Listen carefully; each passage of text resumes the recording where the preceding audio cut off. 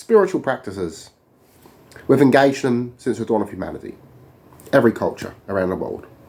Now, some spiritual practices might seem extreme or silly, such as raising your hand up for 10, 20 years in devotion to your god or goddess, so that arm is no longer of use.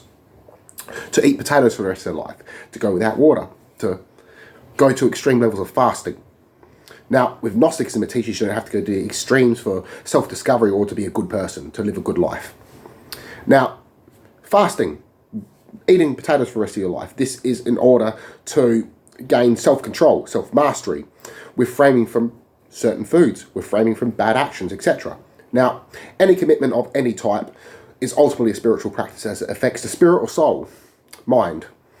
Now, finding balance in our life so we're able to control our desires, refrain from certain things, bad habits, foods, to have self-control to affect us mentally in a more positive manner. Now, drunkenness, if you will, of the world in spiritual texts, what they'll speak of is no control, no self-discipline, no self-mastery. Meditation and fasting are simply tools for us that we can use to impact our life, to benefit ourselves in order for the self-growth, to journey within. Now, humans and animals, what makes us different is we can be animalistic, but we can also be something other than ourselves. We can be ultimately compassionate, kind, loving, something greater than ourselves, if you will, which is within ourselves, the spiritual sense of things, the spiritual side of things, the spiritual realm, if you will. Now, this is greater than the physical realm, because why? This is the spirit and mind. You're not a body, you're a mind, a mathematical, living, evolving mind.